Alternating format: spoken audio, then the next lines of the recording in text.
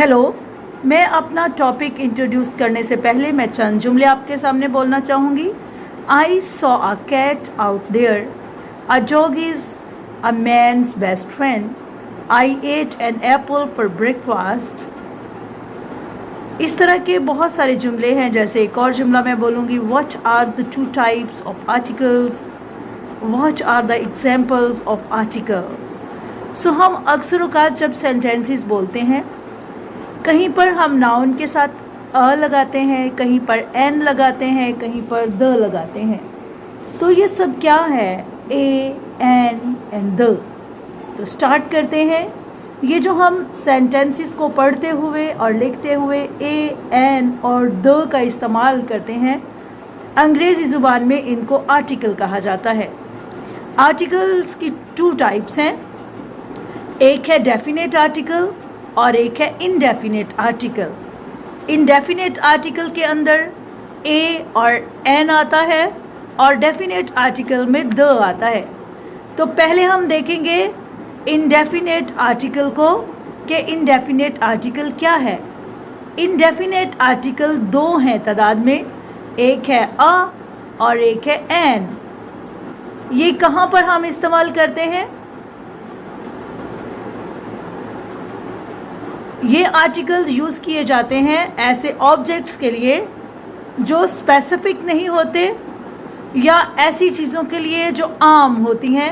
वहाँ पर हम ए या एन लगाते हैं। ए हम तब लगाते हैं जब जो वोवल साउंड वर्ड नहीं होता, उससे पहले हम आ लगाते हैं।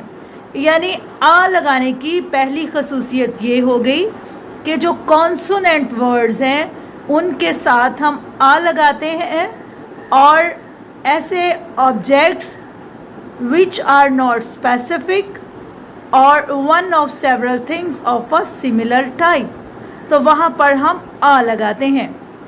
जैसे आई नीड अ फोन। फिर एक और जगह हम आ यूज़ करते हैं। I is used the first time we introduce an object. जैसे आई सा अ मूवी लास्ट नाइट। फिर हम आ कहाँ पर यूज़ करते हैं? It is used as synonyms for the number 1, they bought a computer. फिर हम एक और जगह आ का इस्तेमाल करते हैं। I is used to indicate one of a group, she is a singer. यहाँ पर हमने ए का इस्तेमाल किया। अब हम एन कहाँ पर यूज़ करेंगे? एन हम ऐसी जगहों पर यूज़ करेंगे जहाँ पर हमारे पास ऐसे वर्ड आएंगे जो काउंटेबल नाउन्स हैं और सिंगुलर हैं। वहाँ पर हम यूज़ करते हैं अपना वर्ड जो है एन यूज़ करते हैं ऐसे वर्ड्स के साथ जो वोवल साउंड वर्ड होते हैं। इसकी मैं आपको एग्जाम्पल देना चाहूँगी। जैसे हम जुमला बोलते हैं, आई have an umbrella, it is an all. I saw an image of water. तो ये हमने यहाँ पर ए की बजाय एन लगाया क्योंकि ये ऐसे वर्ड्स हैं जो वोवल साउंड वर्ड्स हैं, उनसे पहले हम एन लगाते हैं। ये नॉन स्पेसिफिक हैं और ये सिमिलर वर्ड्स हैं जिनके लिए हम एन लगाते हैं। तो ये हमने इनडेफिनेट आर्टिकल जो है इसको हमने किया। अभी हम करेंगे डेफिनेट आर्टिकल। डेफिनेट आर्टिकल के जो रूल्स हैं वो भी आपको मैं बताने लगी हूँ। जैसे हम यूज़ करते हैं किसी स्पेसिफिक चीज़ के लिए, वहाँ पर हम द का इस्तेमाल करते हैं।